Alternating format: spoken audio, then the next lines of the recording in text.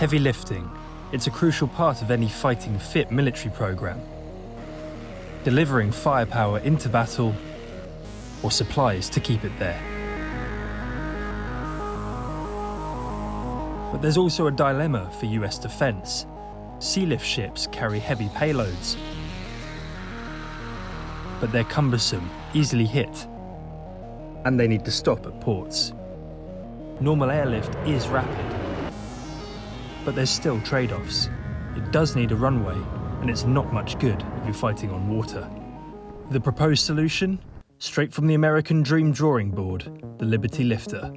A perfect hovering hybrid, this concept has been visualised by DARPA, the US military's experimental unit that once helped build the internet, now running programs to solve defence problems with innovation. So, what's the problem? It's the Pacific operating environment where this could conceivably merit investigation. People are looking at new possible technologies that allow for rapid deployment of forces or redeployment of forces to cope with that difficult strategic operating environment. The X-plane would benefit from what's known as the wing-and-ground effect, when a fixed-wing aircraft flies at an altitude less than the length of its wingspan, trapping huge amounts of deflected air underneath, providing a boost. This means greater range and payloads. DARPA dreaming of a vehicle at sea for weeks at a time. China's real and threatened maritime aggression over the past few years, the distances are vast and the strategic challenges are immense. A lot of it is going to come down to quick deployment of forces and seizing strategic islands, deploying missile batteries, long-range fires to control these parts of the oceans.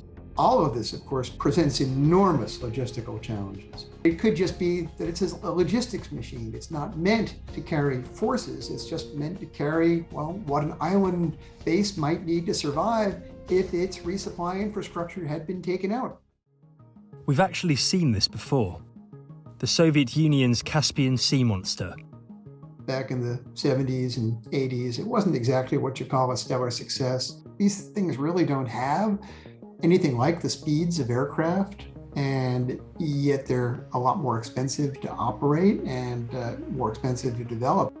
The number one problem you have with something that is low, slow, and big, it is a very inviting target, just like a ship is, except a ship is typically surrounded by other ships and there's a network protection effect. It's not like you're going to have goalkeeper-type air defense systems built into it.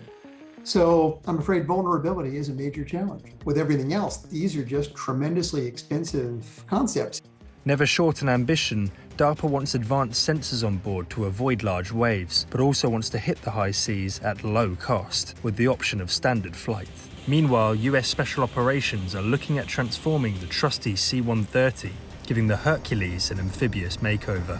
So, what's the verdict? One thing about this system is it allows it to just sort of park itself as needed, unless there's absolutely a killer technology path that makes this relatively low risk and low cost. Why not go with an amphibious aircraft that would get there a lot faster and could also park itself? It's hard to see how an amphibious aircraft would not beat this concept for relevance in the Pacific environment. Time will tell how the states solve their heavy lift problem, putting a spin on what they already know, or a new Western twist on a Russian dream, as the threat of China rises. Tom Sable's Forces News. If you enjoyed this video, don't forget to like and subscribe to our channel.